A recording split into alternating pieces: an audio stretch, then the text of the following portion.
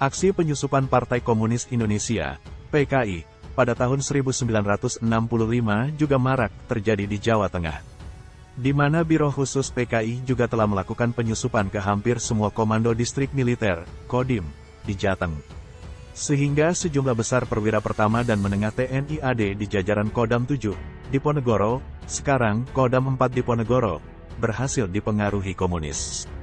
Sehingga aksi gerakan tanggal 30 September PKI di Jawa Tengah ini mencapai puncaknya dengan ditandai saat RRI Semarang pada tanggal 1 Oktober tahun 1965 sekitar pukul 13 waktu Indonesia Barat memberitakan terbentuknya Dewan Revolusi Jawa Tengah yang dipimpin Asisten 1 Intelijen Kodam 7, Diponegoro Kolonel If Sahirman.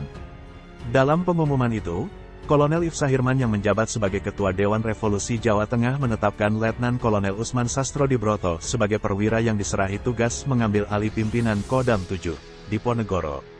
Letnan Kolonel Usman Sastrodibroto sebelumnya menjabat Asisten 6 Kodam Diponegoro.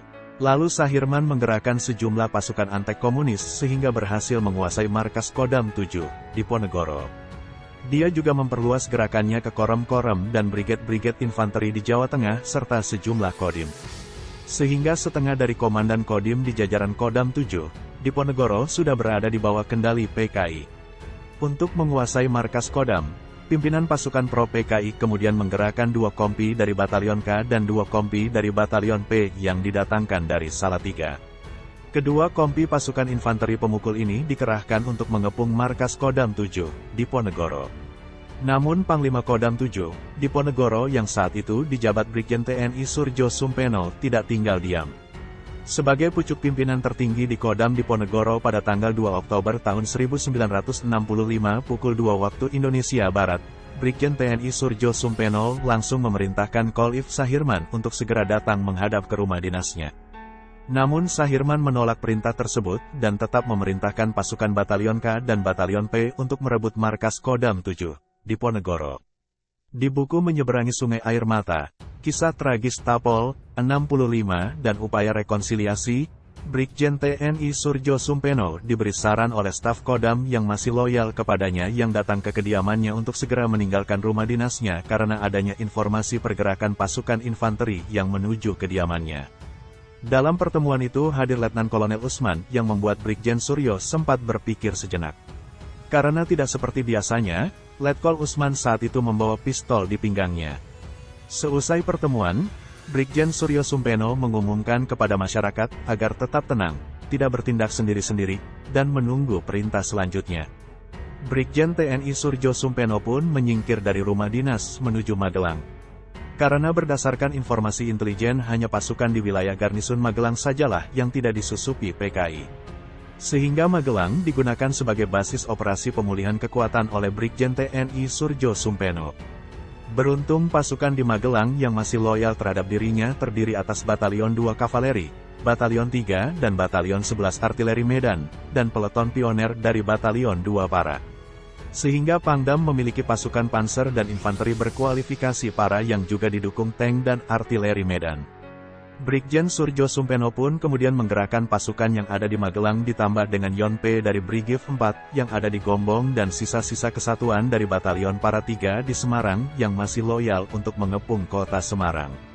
Pasukan yang digerakkan dalam operasi pembebasan kota Semarang, dipimpin Letkol If Yasin Hussein, dengan kekuatan 1 peleton BTR dibantu 1 peleton Armet sebagai infanteri bermotor di bawah pimpinan Letu Kaf Suwito.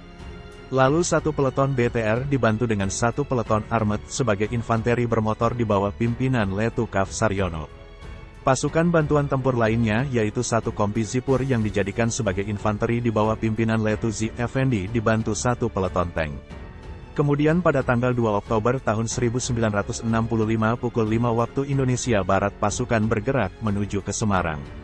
Untuk menghindari korban di kalangan masyarakat, Pangdam memerintahkan menunda pengepungan markas Kodam 7 dan memerintahkan mengambil posisi di Jatingaleh. Kemudian Surjo Sumpeno pun memerintahkan Letkol Suprapto dan Mayor Suroto merebut studio RRI Semarang.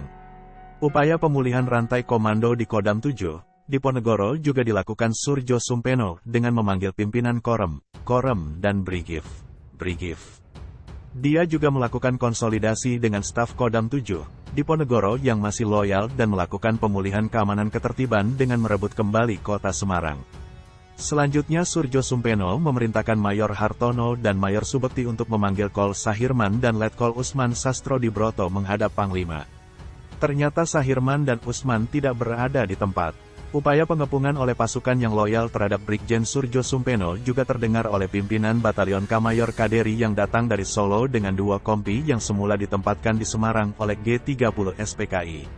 Sehingga pasukan yang sebelumnya diperintahkan untuk mengawal pemimpin pemberontakan Kol Sahirman, Kol Marjono, Letkol Usman menyingkir dari kota Semarang. Sehingga 2 kompi pengawal lainnya dan 1 kompi dari Batalion D yang pro PKI dapat dilokalisir di Srondol. Tanpa ada perlawanan, Brigjen Surjo Sumpeno memasuki kembali markas Kodam 7, Diponegoro. Setelah markas Kodam 7 dan RRI dikuasai, pada hari itu juga Surjo Sumpeno berpidato di radio yang ditujukan kepada jajaran Kodam 7, masyarakat Jawa Tengah dan daerah istimewa Yogyakarta, untuk menjelaskan bahwa Pangdam 7, Diponegoro telah kembali memegang kendali pimpinan Kodam. Pangdam juga memerintahkan jajaran pasukannya untuk mengadakan unjuk kekuatan dengan defile pasukan, panser dan artileri berat di daerah-daerah. Lalu Brigjen Surjo Sumpeno memerintahkan Kasdam 7, Diponegoro Kol If Sujono untuk menempatkan beberapa kendaraan lapis baja di tempat-tempat yang strategis dengan posisi siap tembak di Salatiga dan didukung pasukan para dan artileri berat. Ini ditujukan untuk menakut-nakuti pasukan pro PKI pimpinan Letkol Idris yang sebelumnya telah menawan dan Rem 073, Salatiga Kol Soekardi. Merasa takut akibat pameran kekuatan yang dilancarkan oleh Kasdam 7, Diponegoro Kol If Sujono. Sehingga Letkol Idris pemimpin gerakan tanggal 30 September di Salatiga menyerah tanpa syarat. Pembersihan pasukan terhadap pasukan yang pro PKI di Yogyakarta juga dilakukan. Namun pembersihan terhadap Antek PKI mendapat kendala, karena Pangdam mendapat kabar jika Danrem 072, Pamungkas Kol If Katamso dan Kasrem 072 Letkol Sugijono ditangkap oleh sejumlah pasukan Yon L, Yon 451, yang bermarkas di wilayah Kentungan. Pasukan Yon L ini digerakkan Mayor Mulyono, salah seorang staf Korem 072 yang mengangkat dirinya sebagai Ketua Dewan Revolusi Yogyakarta pada tanggal 1 Oktober tahun 1965.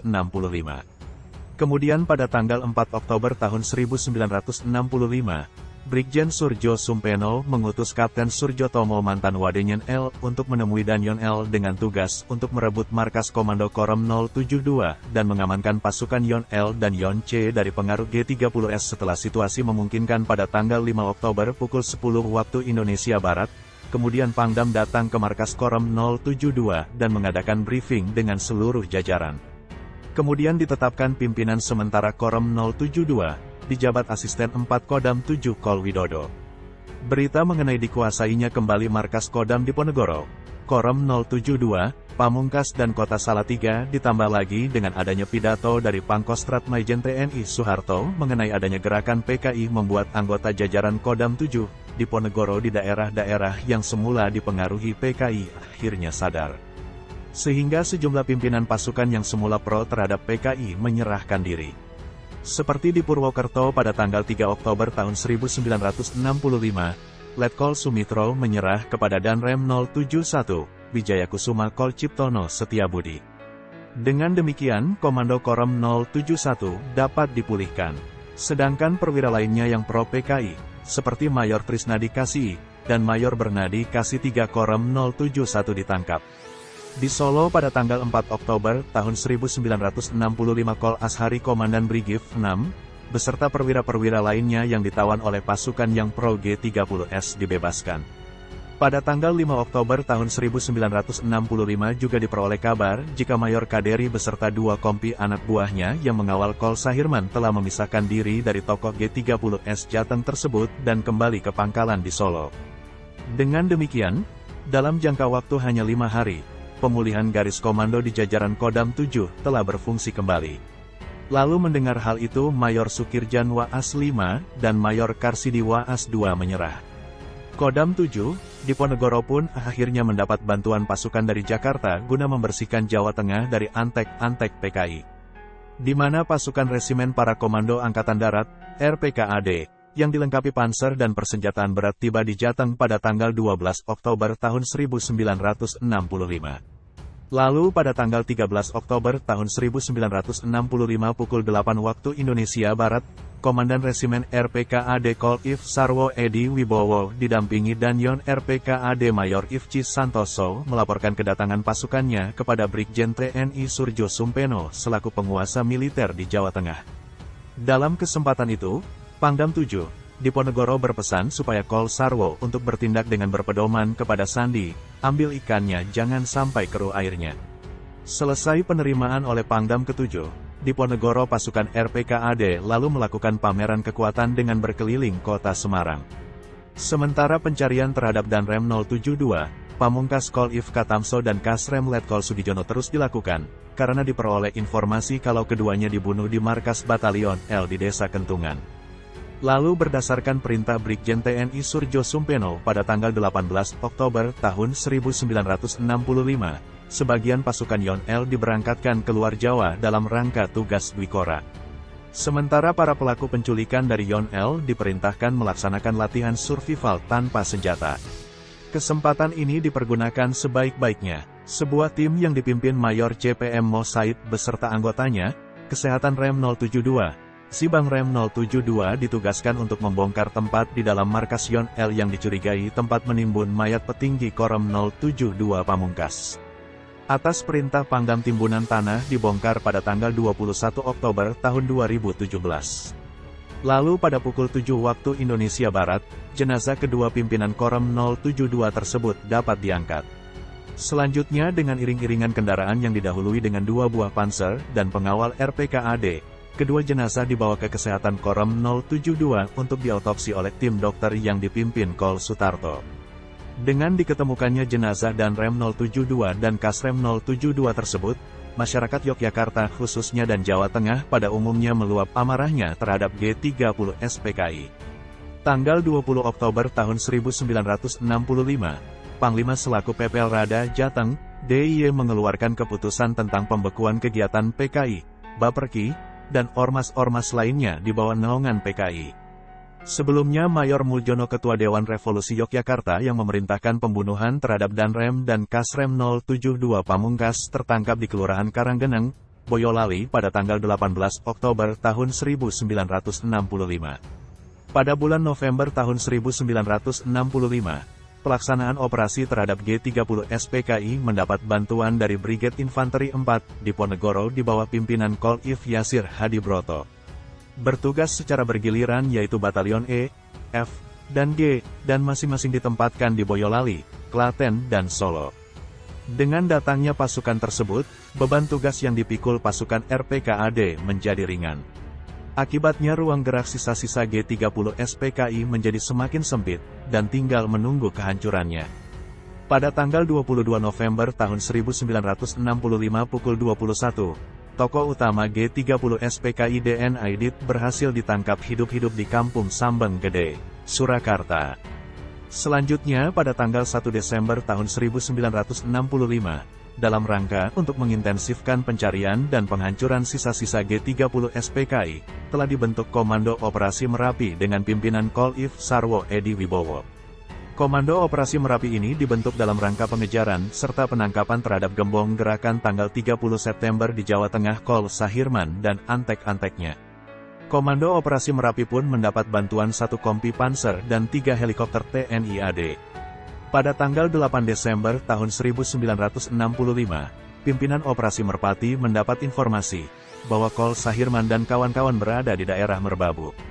Untuk melaksanakan operasi pengejaran terhadap Kol Sahirman dan kawan-kawan tersebut, dilakukanlah kontak dengan Batalion E yang berada di Boyolali. Pada tanggal 9 Oktober 1 peleton dari Yonif E yang dipimpin oleh Letda Tarwan bergerak ke Cemorosewu di lereng Merbabu bagian timur. Pada pukul 5 waktu Indonesia Barat pasukan berhasil menyergap gerombolan yang dicari dan berhasil menewaskan sebagian dari gerombolan itu. Di samping itu berhasil pula ditangkap seorang gerwani yang bernama Hartini alias Lestari, serta menyita sebuah pistol FN-46 milik Letkol Usman Sastrodibroto. Pada pukul 11 waktu Indonesia Barat beberapa perwira staf Komando Operasi Merapi mengadakan pengecekan ke tempat kejadian. Ternyata yang tertembak mati ialah Letkol Usman Sastrodibroto, Mayor Sumadi, Kapten Sukirno Darmin. Pada hari itu juga dapat ditangkap seorang anggota gerombolan yaitu Letnan Udara I Soekarno atas bantuan rakyat, dan menyita sebuah pistol FN-46. Sisa gerombolan yang diperkirakan berjumlah 9 orang berhasil melarikan diri. Pada tanggal 10 Oktober tahun 1965, 2 peleton pasukan RPKAD di bawah pimpinan Let Daif Daud melakukan pengejaran ke Cemorosewu, Candi Sari, dan Jelaren. Ketika itu TNI berhasil menangkap seorang gerombolan bernama Pawirodono dan menyita sebuah senjata stand. Pada tanggal 13 Desember tahun 1965, satu peleton RPKAD melanjutkan tugas pengejaran. Selanjutnya, sebagai akibat dari tekanan terus-menerus dari pasukan RPKAD dan Batalion Infanteri E dan F yang bergabung dalam Komando Operasi Merapi, serta diikuti oleh gerakan massa rakyat yang telah disadarkan, sisa gerombolan Kol Sahirman dan kawan-kawan tidak dapat bertahan lagi. Pada tanggal 14 Desember tahun 1965, Kol Sahirman, Kol Mariono dan Mayor RW Sukirno turun dari gunung, dan berhasil disergap dan ditembak mati. Selain melakukan pembersihan terhadap militer, pasukan RPKAD di Jawa Tengah juga melakukan operasi terhadap massa yang pro-PKI di berbagai wilayah seperti Solo, Boyolali, Wonogiri, dan beberapa wilayah lainnya di Jawa Tengah. Sehingga gerakan tanggal 30 September di Jawa Tengah dapat dipatahkan.